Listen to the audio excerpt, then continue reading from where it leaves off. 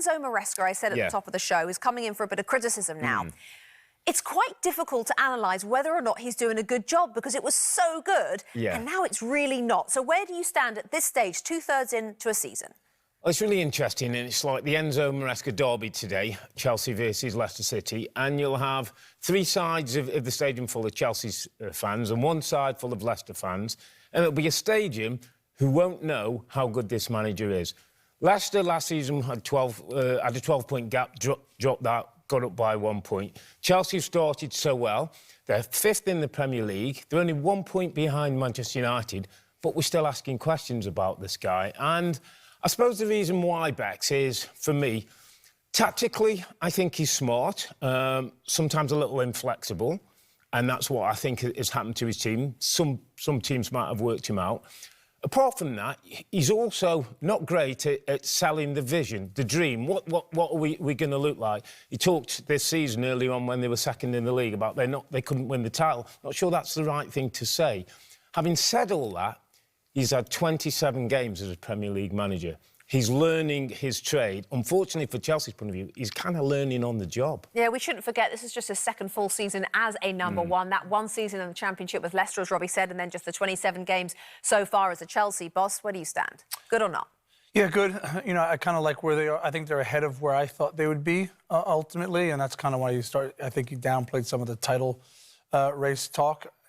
Look, this reminds me a little bit of Nuno at Forest, getting his team kind of right in his first season, getting some fundamental issues sorted, picking his best team, getting players understand the system, and then going again. I mean, next year, my expectations for this team, with I'm sure new signings in the summer, will be to compete at the top, you know, certainly the top four. If they can get into the top four, I think that's a bonus. I think they will.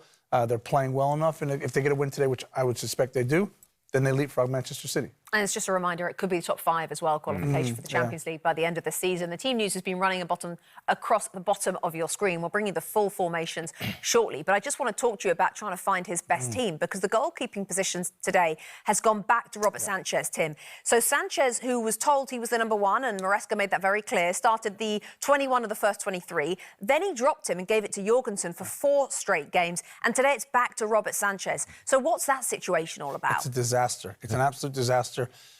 Players see right through that. This happened to me at Manchester United. Sir Alex Ferguson dropped me and brought Roy Carroll in.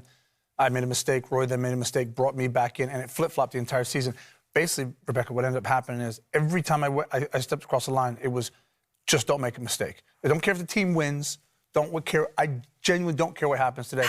Don't make a mistake. And by the way, you know what happens? You make more mistakes doing that. And so this is a problem. They need another goalkeeper. Both of these goalkeepers aren't good enough to compete at the top end of the table. They need to go to Liverpool, go get Kelleher. He's the best second goalkeeper in the league, and he'll be brilliant for it. But doesn't that situation as well, when you flip-flop, always get no goalkeeper that thinks they're number one, and no goalkeeper has the confidence? So you've got two unconfident goalkeepers. That's it. Sort of flick a coin which one's going to play. And that's the problem. That's the problem that so many managers don't get right. They think if I challenge my goalkeeper by changing him, that's going to motivate him. The greatest motivation for me was when a manager said, "You're my number one. Work through whatever issues you have, but you're my number one."